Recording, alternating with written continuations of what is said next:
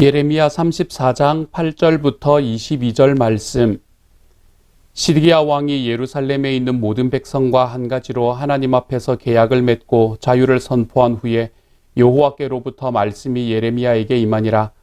그 계약은 사람마다 각기 히브리 남녀 노비를 놓아 자유롭게 하고 그의 동족 유다인을 종으로 삼지 못하게 한 것이라. 이 계약에 가담한 고관들과 모든 백성이 각기 노비를 자유롭게 하고 다시는 종을 삼지 말라 함을 듣고 순복하여 놓았더니 후에 그들이 뜻이 변하여 자유를 주었던 노비를 끌어다가 복종시켜 다시 노비로 삼았더라. 그러므로 여호와의 말씀이 여호와께로부터 예레미야에게 임하니라 이르시되 이스라엘 하나님 여호와께서 이와 같이 말씀하시니라. 내가 너희 선조를 애굽 땅 종의 집에서 인도하여 낼 때에 그들과 언약을 맺으며 이르기를 너희 형제 히브리 사람이 내게 팔려왔거든 너희는 7년 되는 해에 그를 놓아줄 것이니라. 그가 6년 동안 너를 섬겼은즉 그를 놓아 자유롭게 할지니라 하였으나 너희 선조가 내게 순종하지 아니하며 귀를 기울이지도 아니하였느니라. 그러나 너희는 이제 돌이켜 내 눈앞에 바른 일을 행하여 각기 이웃에게 자유를 선포하되 내 이름으로 일컬음을 받는 집에서 내 앞에서 계약을 맺었거늘 너희가 돌이켜 내 이름을 더럽히고 각기 놓아 그들의 마음대로 자유롭게 하였던 노비를 끌어다가 다시 너희에게 복종시켜 너희의 노비로 삼았도다. 그러므로 여호와께서 이와 같이 말씀하시니라. 너희가 나에게 순종하지 아니하고 각기 형제와 이웃에게 자유를 선포한 것을 실행하지 아니하였은즉 내가 너희를 대적하여 칼과 전염병과 기근에게 자유를 주리라. 여호와의 말씀이니라. 내가 너희를 세계 여러 나라 가운데에 흩어지게 할 것이며 송아지를 둘로 쪼개고 그 두 조각 사이로 지나매 내 앞에 언약을 맺었으나 그 말을 실행하지 아니하여 내 계약을 어긴 그들을 곧 송아지 두 조각 사이로 지난 유다 고관들과 예루살렘 고관들과 내시들과 제사장들과 이 땅 모든 백성을 내가 그들의 원수의 손과 그들의 생명을 찾는 자의 손에 넘기리니 그들의 시체가 공중의 새와 땅의 짐승의 먹이가 될 것이며 또 내가 유다의 시드기야 왕과 그의 고관들을 그의 원수의 손과 그의 생명을 찾는 자의 손과 너희에게서 떠나간 바벨론 왕의 군대의 손에 넘기리라. 여호와의 말씀이니라. 보라, 내가 그들에게 명령하여 이 성읍에 다시 오게 하리니 그들이 이 성을 쳐서 빼앗아 불사를 것이라. 내가 유다의 성읍들을 주민이 없어 처참한 황무지가 되게 하리라. 아멘.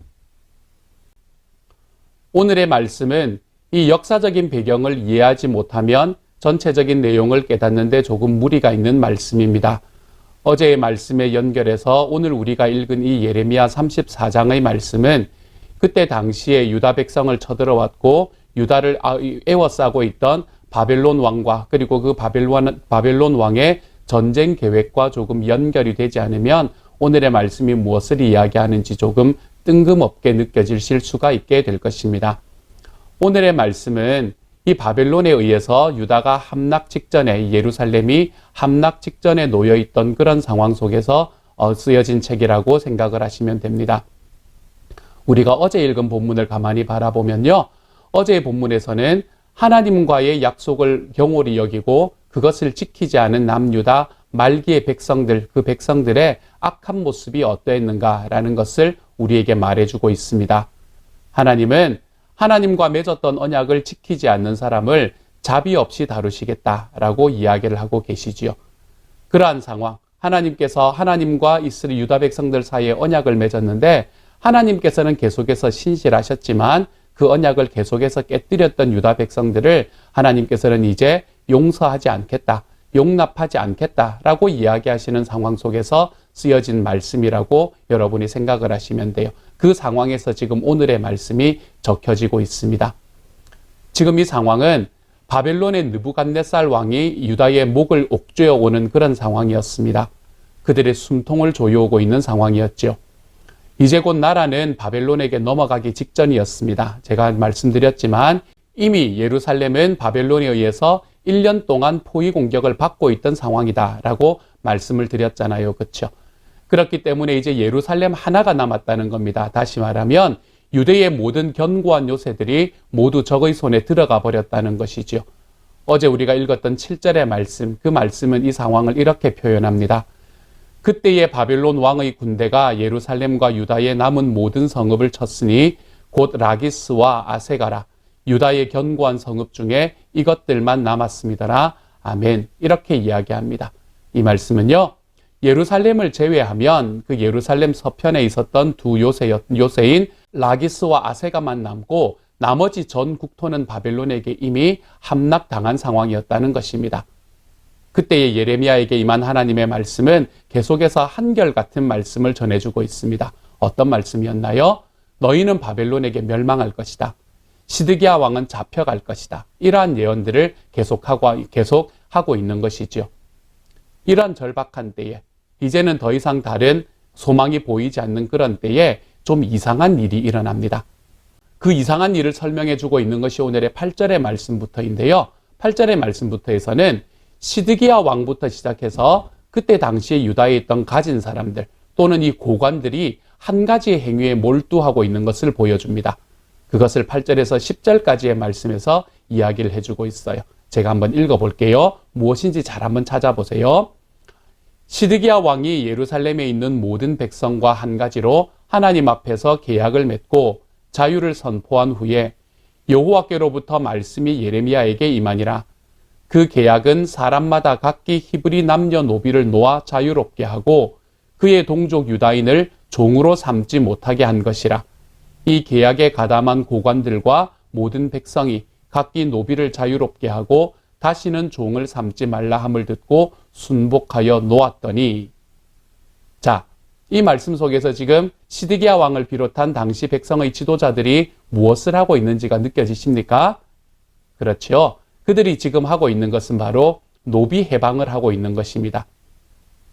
노비 해방이라는 것은 동족을 종으로 삼지 말라라고 이야기하는 하나님의 말씀에 근거해서 하는 것이었습니다.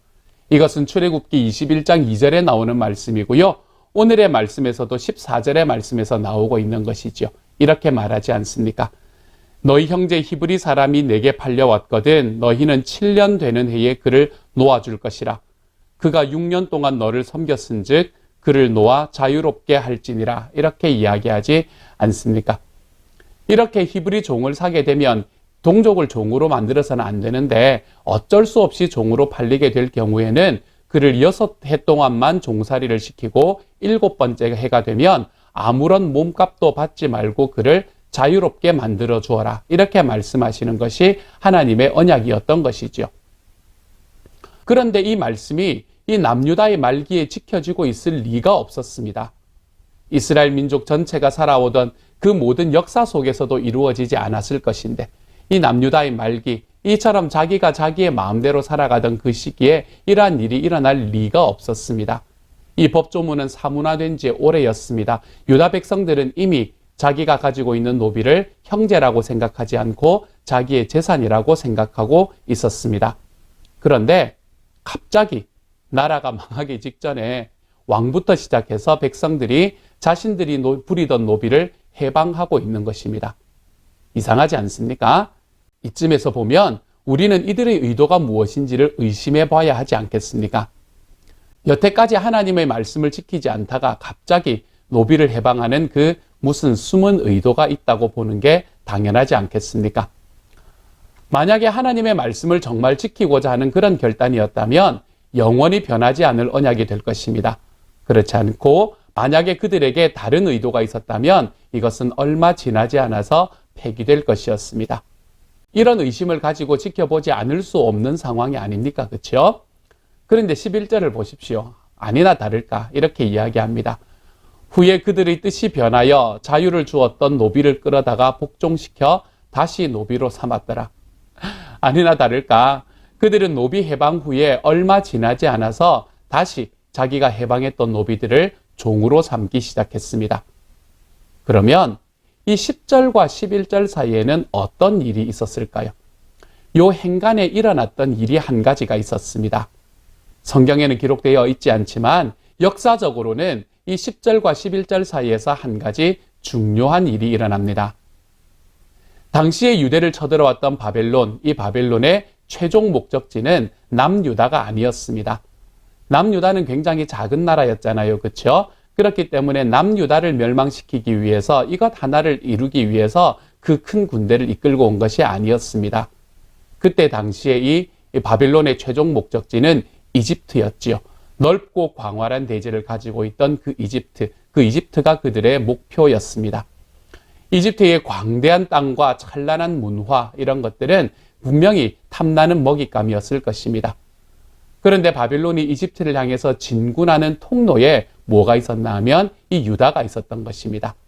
그래서 지금 바벨론은 유다를 쳐들어와서 유다를 점령하려고 하고 있는 것이지요. 그런데 이집트 입장에서 보면 이 남유다가 무너지면 대책이 없었습니다. 왜냐하면 이미 이 바벨론은 남유다의 동쪽에 있던 모든 나라들을 다 멸망시킨 다음이었거든요.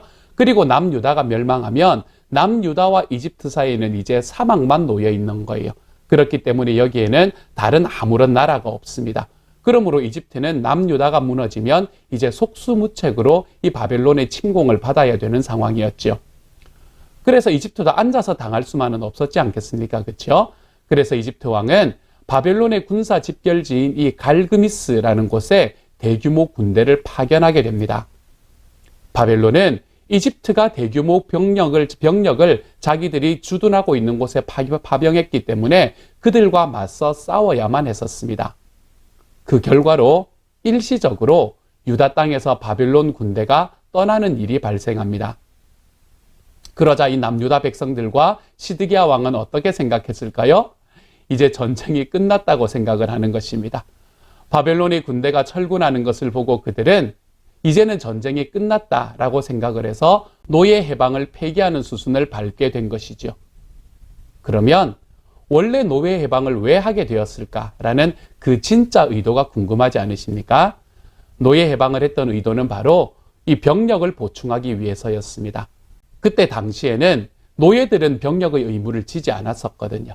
그렇기 때문에 노예가 아니라 그들을 평민으로 만들어주고 평민으로 만들어준 그들을 전쟁에 부역할 수 있도록 하기 위해서 그들은 노예 해방을 하였던 것이죠. 사람에 대한 어떤 마음, 그 사람들을 향한 긍휼의 마음이 아니라 이처럼 자기의 이익을 위해서 노예 해방을 했다는 것을 알게 됩니다. 그런데 상황이 바뀌었지 않습니까? 그들에게는 이제 전쟁이 끝났다고 생각이 들지 않았겠습니까? 그러자 그들은 이렇게 해방해 주었던 노예를 다시 종으로 삼는 악한 일을 하게 되었던 것이죠. 하나님의 말씀이 기록되어 있는데 이제 너희가 6년 동안만 너희 히브리 사람들을 만약에 종으로 삼으면 6년 동안만 부리고 7년째는 놓아주라 라는 하나님의 말씀이 있는데 이 말씀을 지키지 않고 자기의 입맛에 따라서 변경시키는 악한 유다 백성들, 하나님께서는 이들을 가만히 두지 않으실 것이었습니다. 이 갈그미스 전투는 어떻게 되었을까요? 갈그미스 전투에서 바벨론이 이집트에 승리하게 되었습니다. 그래서 이제 바벨론은 더욱더 강력한 군대가 되어서 유다를 삼키기 위해 다시 돌아올 것입니다. 하나님은 하나님과 맺은 약속을 바꾸고 그리고 그것을 지키지 않고 자기 마음대로 해석하는 유다 백성들을 향하여 진노하며 이렇게 말씀하십니다. 16절과 17절이에요. 제가 읽어볼게요. 너희가 돌이켜 내 이름을 더럽히고 각기 놓아 그들의 마음대로 자유롭게 하였던 노비를 끌어다가 다시 너희에게 복종시켜 너희의 노비로 삼았도다. 그러므로 여호와께서 이와 같이 말씀하시니라. 너희가 나에게 순종하지 아니하고 각기 형제와 이웃에게 자유를 선포한 것을 실행하지 아니하였은즉 내가 너희를 대적하여 칼과 전염병과 기근에게 자유를 주리라. 여호와의 말씀이니라. 내가 너희를 세계 여러 나라 가운데 흩어지게 할 것이며 아멘. 여기에서 너희 동족을 자유롭게 하지 않았으니 내가 칼과 전염병과 기근을 자유롭게 할 것이다. 무서운 말씀이지 않습니까? 이렇게 말씀하신 하나님의 말씀대로 남유다의 말기에는 칼과 기근과 전염병이 자유롭게 온 천지를 떠돌아다니는 무서운 심판을 맞이하게 되었죠. 사랑하는 여러분, 우리는 하나님과의 약속을 어떠한 자세로 지키고 있습니까? 혹시 여기에서 지금 살아가는 이 예루살렘 백성들처럼 위기를 모면하기 위한 순종으로 대처하면서 살아가고 있지는 않습니까? 내 삶에 위기가 왔을 때는 하나님의 약속을 떠올리며 그것을 지키는 척하다가 그 위기가 마치 지나간 것 같으면 하나님의 약속을 지키는 것은 여전히 내 삶에서 멀디 먼 그런 삶을 살아가고 있지는 않습니까? 사랑하는 여러분, 하나님과의 약속은 좀 생명처럼 붙들고 살아가며 하나님 앞에 순종의 발걸음을 디딜 수 있는 저와 여러분이 되시기를 소망합니다. 우리들의 삶에 있는 작은 것에서부터 우리들의 삶에 있는 정말 예배를 지키는 것, 비록 내가 좀 힘들고 어려운 상황, 지금 그렇게 하기가 함께 모여서 예배하기가 쉽지 않은 상황이지만 내가 예배를 영과 진리로 한번 드려보는 것, 비록 지금 현재에서 내가 살아가는 것 자체가 조금 힘들지도 모르지만 내가 관계 속에서 그리고 사회 질서 속에서 정의와 공의를 말하며 살아가는 것, 우리가 이러한 삶을 좀 살아가 보며 우리 하나님과의 약속에 좀 신실해 볼 수 있는 하나님의 사람들이 되어 가시기를 소망합니다. 또한 예수님께서 이 땅을 떠나시면서 말씀하셨던 예수님의 소원, 가서 제자 삼아라 라고 이야기하는 그 예수님의 소원을 우리가 좀 이루어 드리기 위해서 우리들의 삶을 하나님 앞에 순종의 발걸음으로 디뎌나가 볼 수 있기를 소망합니다.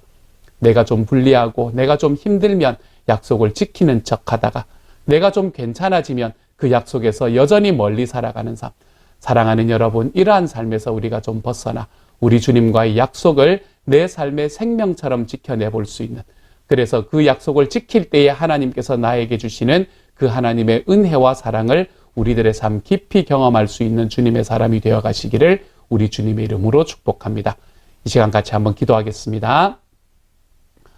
사랑하는 하나님, 감사합니다. 조삼모사 하듯이 정말로 나의 이익을 위해서 그 노예도 풀고 나의 이익을 위해서 풀었던 노예들도 다시 모으고, 주님, 우리들의 삶에 하나님의 언약을 이야기할 때 나의 이익을 중심으로 언약을 풀어나가지는 않는가 다시 한번 돌아봅니다.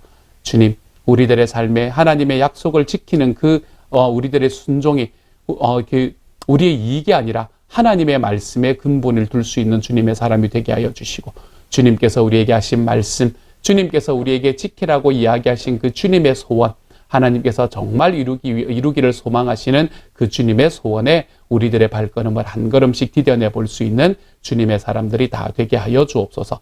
모든 말씀 우리 주님 예수님 이름으로 기도드립니다. 아멘.